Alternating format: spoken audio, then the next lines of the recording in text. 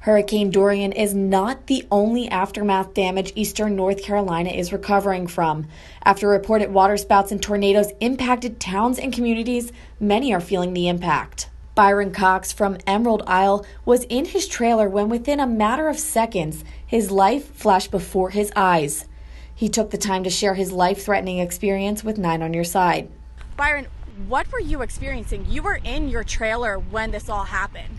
Casey, is pretty much like, I've told everybody else. I mean, we were sitting there yesterday morning making final preparation, getting ready to get out, cooking breakfast, making a getaway bag to get out and everything. And then all of a sudden, we had a couple rain bands come through, and then one of my buddies called me and said, hey, there's tornadoes popping up everywhere. Get out of the camper. And we were trying our hardest, and I was like, dude, I got to go. It's getting bad. And it was just a strong rain band, and all of a sudden, I heard the loudest noise I've probably ever heard in my life. And I knew what it was. I couldn't see it. I didn't know where it was coming or anything. And like I said, I just hunkered down. I had 2 pillows and a blanket laid in the chair that I was going to take with me.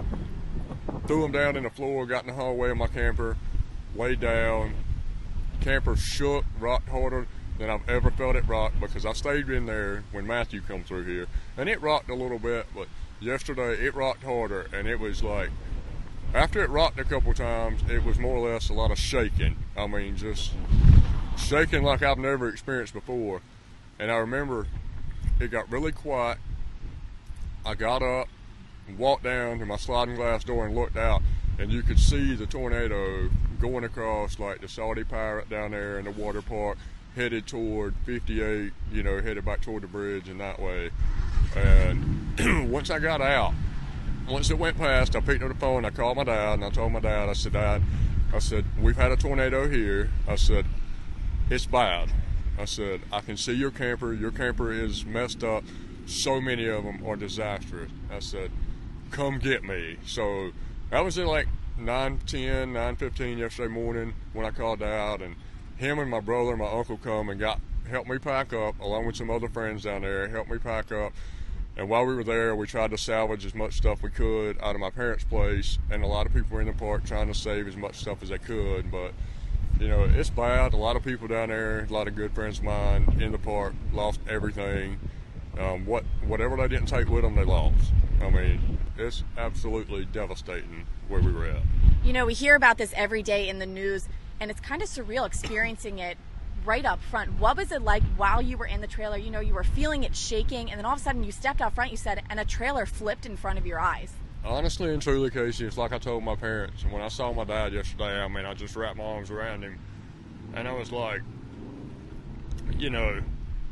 I literally thought the camper was fixing to flip up, and I was going to be in it, and I thought I was dead. I mean, I've never been in anything like that where I literally felt like, yes, you're going to die. And that's what I felt like. I mean, it was shaking so bad, the noise, I didn't know where it was. I knew it was close. And it missed my house by 50 to 75 foot yesterday. Have you spoken with any of your neighbors about the destruction? I talked to the people that were there yesterday, just the locals. My phone was ringing off the hook because people knew I was there yesterday. People that come down on the weekends, kind of like my parents and all that stuff. And finally, I had to tell my mom, I was like, Mom, put something on Facebook, tell people I'm occupied. Don't call me. I'll respond to them later on. We've got so much going on down here. I'm trying to get out because we knew the worst part of Dorian was still yet to come. So it was very scary.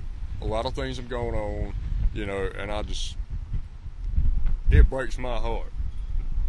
I'm sure. So we're here now in Aden. We're safe. We're more inland. You're staying with your parents. Do you have any plans to go back to Emerald Isle, to your trailer? As soon as they open the bridge, as soon as they lift the curfew, yes, we're going back. I hope to have some kind of report before I get back on if my place is still okay. Like I said, it was fine when I left yesterday, but there's so much debris, and I didn't board up any windows yesterday or anything like that because we weren't expecting that. We were expecting straight line winds. I've never boarded the place up. And we'll find out here in a little while when people can get out around the island. We'll figure out what I've got left. And we're definitely going back. I mean, like I said, my home office is here. I work for Mr. Electric in Greenville. My home office is here. We run a division down there at the beach, and that's pretty much what I run and take care of. You know, I love it down there. It's the best life in the world. So yeah, we're going back. I mean, you know, we may be back, you know, have to hesitate a little while to get back. But yeah, we're going to build back. I mean, Emerald Isle's my home. It's been my home for 4.5 years now, and I wouldn't trade it for anything in the world. So when we were speaking earlier, you said you stuck it out for the other hurricanes. So now that this one kind of came through and you experienced the water spout and the tornado. Now when Matthew come through here, we heard Matthew was coming through here. Yeah, we decided I'm going to stay with Matthew. You know, Matthew was a tropical storm Cat 1. You know, when I heard Florence was coming last year, no, we come down, my parents come down, my boss come, you know, I had so many people come down, and we packed everything up out of that camper last year, and we moved it all here, back to my parents' place, put it in an enclosed trailer, moved it back here. I stayed here 3 or 4 days. When they opened the bridge back up, I got a report, your place is fine. My place was untouched last year, unhurt. Yeah.